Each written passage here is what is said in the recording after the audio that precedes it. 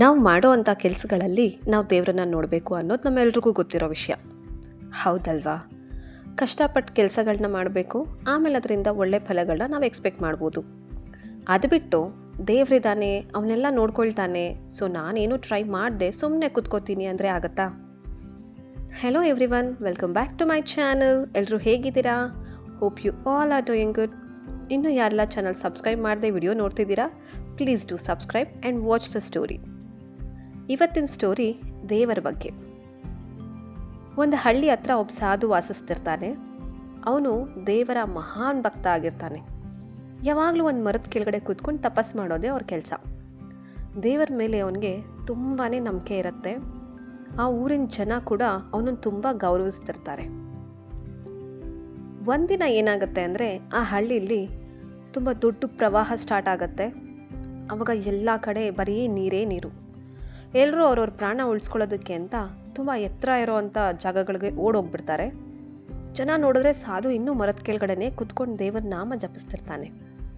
ಜನ ಸಾಧುವಿಗೆ ಆ ಜಾಗ ಬಿಟ್ಟು ಹೊರಡಿ, ಯಾಕೆ ಅಂದರೆ ಪ್ರಳಯ ಆಗ್ತಾಯಿದೆ, ಪ್ರವಾಹ ಆಗ್ತಾಯಿದೆ ಅಂತ ಹೇಳ್ತಾರೆ. ಆಗ ಸಾಧು ಹೇಳ್ತಾನೆ, ನೀವು ನಿಮ್ಮ ಪ್ರಾಣ ಉಳಿಸ್ಕೊಳ್ಳಿ, ನನ್ನನ್ನು ನನ್ನ ದೇವರೇ ಕಾಪಾಡ್ತಾನೆ ಅಂತ. ಸ್ವಲ್ಪ ಹೊತ್ತಾಗ್ತಿದ್ದಂಗೆ ನೀರು ಸ್ವಲ್ಪನೇ ನಿಧಾನವಾಗಿ ಜಾಸ್ತಿ ಆಗೋಕ್ಕೆ ಶುರುವಾಗುತ್ತೆ. ಕೊನೆಗೆ ಅದು ಸಾಧುವಿನ ಸೊಂಟದವರೆಗೂ ತಲುಪಿಡುತ್ತೆ. ಅಷ್ಟರಲ್ಲಿ ಒಂದು ದೋಣಿ ಕೂಡ ಬರುತ್ತೆ. ಆ ದೋಣಿ ಓಡಿಸ್ತಿದ್ದಂಥ ಅಂಬಿಗ ಹೇಳ್ತಾನೆ, ಓ ಸಾಧು ಮಹಾರಾಜರೇ, ಈಗ ಪ್ರವಾಹ ಜಾಸ್ತಿ ಆಗೋ ಹಾಗಿದೆ, ದಯವಿಟ್ಟು ಈ ದೋಣಿಯಲ್ಲಿ ಬನ್ನಿ, ನಾನು ನಿಮ್ಮನ್ನು ಸೇಫ್ ಪ್ಲೇಸಿಗೆ ಕರ್ಕೊಂಡು ಹೋಗ್ತೀನಿ ಅಂತ ಹೇಳ್ತಾನೆ. ಆಗ ಸಾಧು ಏನು ಉತ್ತರ ಕೊಡ್ತಾನೆ ಅಂತಂದರೆ, ಬೇಡ, ನನಗೆ ನಿಮ್ಮ ಸಹಾಯ ಬೇಕಾಗಿಲ್ಲ, ನನ್ನನ್ನು ನನ್ನ ದೇವರೇ ಕಾಪಾಡ್ತಾನೆ ಅಂತ. ಅಂಬಿಗ ಬೇರೆ ಆಪ್ಷನ್ ಇಲ್ಲದೆ ಸೈಲೆಂಟಾಗಿ ವಾಪಸ್ ಹೊರಟ್ಬಿಡ್ತಾನೆ. ಸ್ವಲ್ಪ ಹೊತ್ತಿನ ನಂತರ ಪ್ರವಾಹ ಇನ್ನೂ ಜಾಸ್ತಿ ಆಗಿಬಿಡತ್ತೆ. ಸಾಧು ಮರದ ಮೇಲೆ ಹತ್ತು ಕೂತ್ಕೊಂಡು ದೇವರ ನಾಮನ ಸ್ಮರಿಸ್ತಿರ್ತಾನೆ. ಆಗ ತುಂಬ ಜೋರಾಗಿ ಸೌಂಡ್ ಬರುತ್ತೆ. ಅದೇನು ಅಂತ ನೋಡಿದ್ರೆ, ಒಂದು ಹೆಲಿಕಾಪ್ಟರ್ ಅವನನ್ನು ಕಾಪಾಡಕ್ಕೆ ಬಂದಿರುತ್ತೆ. ಆ ರಕ್ಷಣಾ ಸಿಬ್ಬಂದಿಗಳು ಒಂದು ಹಗ್ಗನ ಕೆಳಗಡೆ ಕೊಟ್ಟು, ಅದನ್ನು ಟೈಟಾಗಿ ಹಿಡ್ಕೊಂಡು ಮೇಲೆ ಬಂದುಬಿಡಿ ನೀವು ಅಂತ ಹೇಳ್ತಾರೆ. ಆದರೂ ಸಾಧು ಅವ್ರ ಮಾತು ಕೇಳದೆ, ನಾನು ಇಲ್ಲೇ ಇರ್ತೀನಿ, ನಾನು ಹಗ್ಗ ಹಿಡಿಯಲ್ಲ, ಯಾಕಂದರೆ ನನ್ನನ್ನು ದೇವ್ರು ಕಾಪಾಡ್ತಾನೆ ಅಂತ.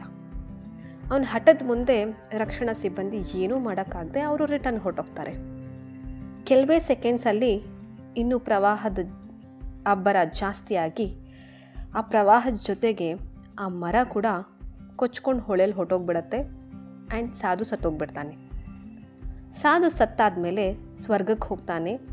ದೇವರನ್ನ ಕ್ವೆಶ್ಚನ್ ಮಾಡ್ತಾನೆ, ಅಲ್ಲ ದೇವರೇ, ನಾನು ನಿಮ್ಮನ್ನು ಎಷ್ಟು ಪೂರ್ಣವಾಗಿ ಭಕ್ತಿಯಿಂದ ಆರಾಧನೆ ಮಾಡಿದ್ದೆ, ನಂಬಿದ್ದೆ, ತಪಸ್ ಮಾಡಿದ್ದೆ, ಆದರೆ ನಾನು ಮುಳುಗಿ ಸಾಯುವಾಗ ನೀವು ನನ್ನನ್ನು ಕಾಪಾಡೋದಕ್ಕೆ ಬರಲೇ ಇಲ್ವಲ್ಲ, ಯಾಕೆ ಅಂತ.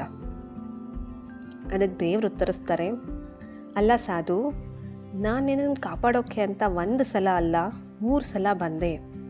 ಹೇಗೆ ಅಂತಂದರೆ, ಹಳ್ಳಿ ಜನರ ರೂಪದಲ್ಲಿ ಹೇಳಿದೆ, ನೆಕ್ಸ್ಟ್ ಅಂಬಿಗನ ರೂಪದಲ್ಲಿ ಬಂದೆ, ಲಾಸ್ಟಲ್ಲಿ ಹೆಲಿಕಾಪ್ಟರ್ ರಕ್ಷಣಾ ದಳದ ರೂಪದಲ್ಲಿ ಬಂದೆ. ಆದರೆ ನೀನು ನಾನು ಕೊಟ್ಟಂಥ ಈ 3 ಅವಕಾಶಗಳನ್ನ ಗುರುತಿಸ್ಲೇ ಇಲ್ಲ ಅಂತ. ಆಗ ಸಾಧುಗೆ ಅರ್ಥ ಆಗುತ್ತೆ, ದೇವರು ನನ್ನ ಕೈ ಬಿಟ್ಟಿರಲಿಲ್ಲ, ಆದರೆ ನಾನೇ ಸರಿಯಾಗಿ ಅರ್ಥ ಮಾಡ್ಕೊಳ್ಳಿಲ್ಲ ಅಂತ. ಆದರೆ ಕಾಲ ಕಳೆದು ಹೋಗ್ಬಿಟ್ಟಿರತ್ತೆ. ಅದಕ್ಕೆ ಅಲ್ವಾ ನಮ್ಮ ಕನ್ನಡದಲ್ಲಿ ಗಾದೆ ಇರೋದು, ಮಿಂಚಿ ಹೋದ ಕಾಲಕ್ಕೆ ಚಿಂತಿಸಿ ಫಲವೇನು ಅಂತ. ಸೊ ಫ್ರೆಂಡ್ಸ್, ನಮ್ಮ ಲೈಫಲ್ಲೂ ಅಷ್ಟೇ, ದೇವರು ನಮಗೆ ಎಷ್ಟೊಂದು ಆಪರ್ಚುನಿಟೀಸ್ ಕೊಡ್ತಾನೆ ಇರ್ತಾನೆ. ಆದರೆ ಆ ಅವಕಾಶಗಳು ಯಾರಿಗೂ ವೆಯ್ಟ್ ಮಾಡ್ತಾ ಕೂರಲ್ಲ. ಅವು ಓಡ್ತಿರೋ ಅಂಥ ಕುದುರೆ ಅಂತೆ, ನಮ್ಮ ಕಣ್ಮುಂದೆನೇ ಪಾಸ್ ಆಗಿಬಿಡ್ತವೆ. ಬಟ್ ನಾವು ಅದನ್ನು ಐಡೆಂಟಿಫೈ ಮಾಡಿಕೊಂಡು ಕರೆಕ್ಟ್ ರೀತಿಯಲ್ಲಿ ನಾವು ಅದನ್ನು ಯೂಸ್ ಮಾಡಿಕೊಂಡ್ರೆ ಮಾತ್ರ ನಮ್ಮ ಗುರಿ ನಾವು ಸಾಧಿಸೋದಕ್ಕೆ ಸಾಧ್ಯ. ಆದರೆ ನಾವು ನಮ್ಮದೇ ಆದ ಭ್ರಮೆಗಳಲ್ಲೇ ಕಳೆದು ಹೋಗ್ಬಿಟ್ಟಿರ್ತೀವಿ. ಸೊ ನಮ್ಮ ಕಣ್ಣಿಗೆ ಅವಕಾಶಗಳು ಅನ್ನೋದು ಕಾಣಿಸೋದೇ ಇಲ್ಲ.